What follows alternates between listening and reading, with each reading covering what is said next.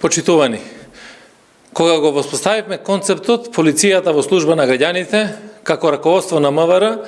тргнавме од премисата дека продлабочувањето на партнерството меѓу граѓаните и полициските службеници ќе произведува поефективни резултати за безбедноста и сигурноста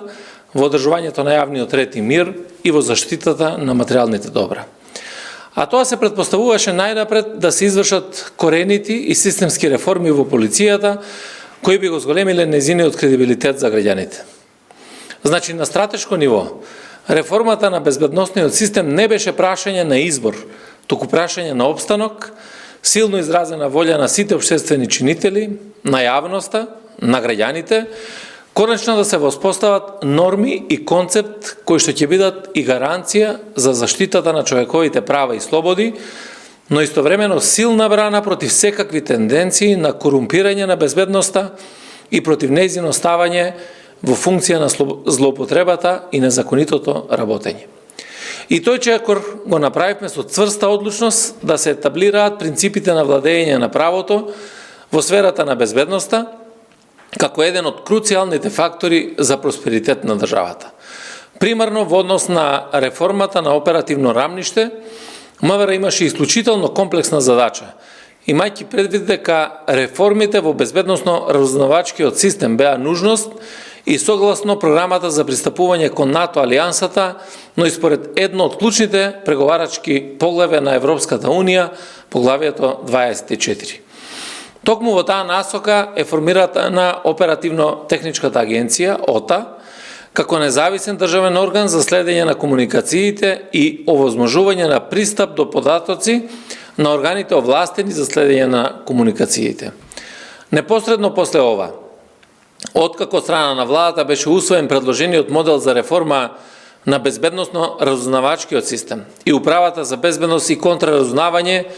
излезе од органите во состав на МВР како посебна агенција од 1.9.2019 година под ингеренции на владата. Целите и задачите на АНБ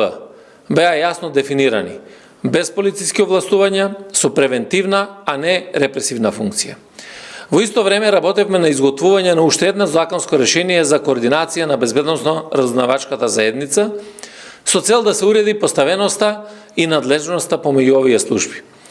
Во овој закон кој беше изгласан со двотретинско мнозинство се предвиде формирањето на посебно тело за координација на безбедносно-разузнавачката заедница. При тоа беше утврден прецизен делокруг на работење, состав, начин на работа и донесување одлуки. Се со цел спроведувањето на ефикасната координација на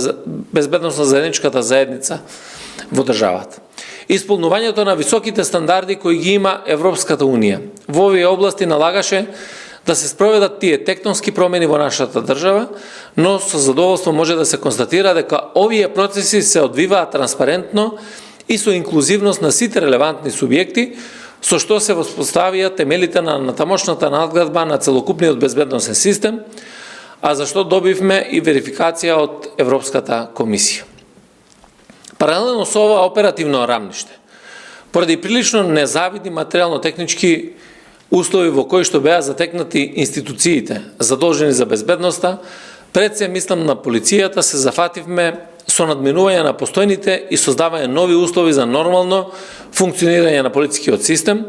особено во поглед на крупните законски измени донесени во сферата на безбедноста, бидејќи зошто ни се законите доколку не се почитуваат. Затоа почнавме примерно со генерално подобрување на материјално-техничките услови за работа, токму на оние од кои што зависи спроведување на законите, а тоа е полицијата. Континуирано во овие неколку години се планираа средства во буџетот на Министерството и се инвестираше во материјално обезбедување на униформираните полициски службеници од сите организациони единици. Со нова опрема и униформи, кои после повеќе години ги обновивме, со тоа јасно дадовме до знаење дека на секој полициски службеник треба и мора да му се обезбедат елементарни предуслови за нормално работење. И дека интегритетот, опременоста, статусот на полицискиот службеник се императив без кој што е невозможно спроведување на каква било системска реформа во тој домен. Во насока на севкупното подобрување на професионалните услови за работа, Преку правилно и планско користење на буџетот на Министерството за овие 5 години беа санирани, односно делумно и целосно реконструирани 72 објекти на Министерството во сите сектори за внатрешни работи. Напоредно со оваквите активности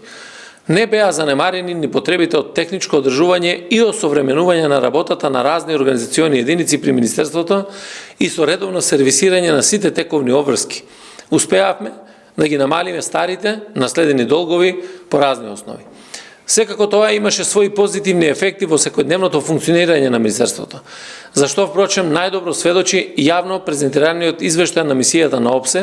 во нашата земја, насловен како истражување на демократското политичко работење на полицијата. Резултатите јасно укажаа дека во јавноста, меѓу граѓаните, но и во редовите на полицијата, активностите на МВР наидуваат на позитивен прием, како и концептот за воспоставување на професионална и стручна полициска служба, која што примерно ќе биде реален сервис на граѓаните. Бројките се недвосмислени дека довербата на граѓаните во полицијата расте,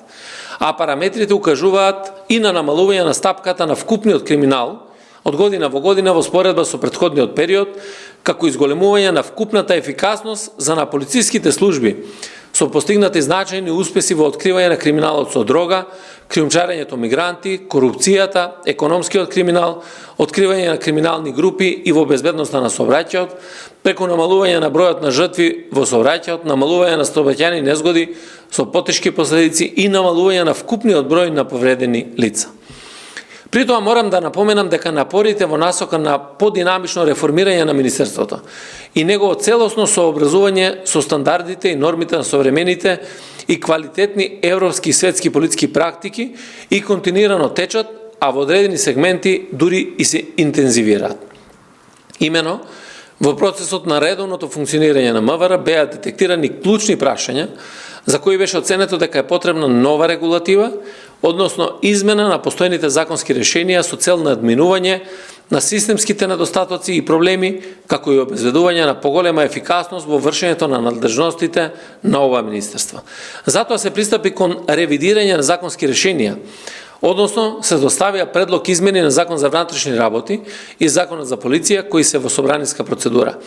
Голем дел од овие прашања се на иста линија и со препораките содржани во извештајот на ГРЕКО за евалуација на Република Северна Македонија во насока на спречување на корупцијата и промовирање на интегритетот. Со законските измени во насока на зајакнување на интегритет на вработените во МВР,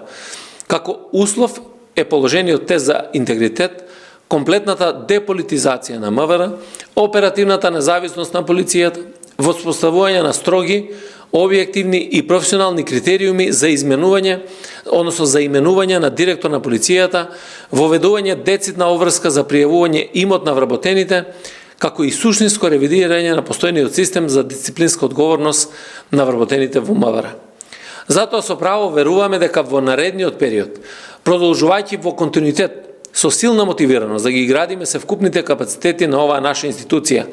можеме да претендираме на уште подобри резултати во работењето на сите организациони единици на Министерството.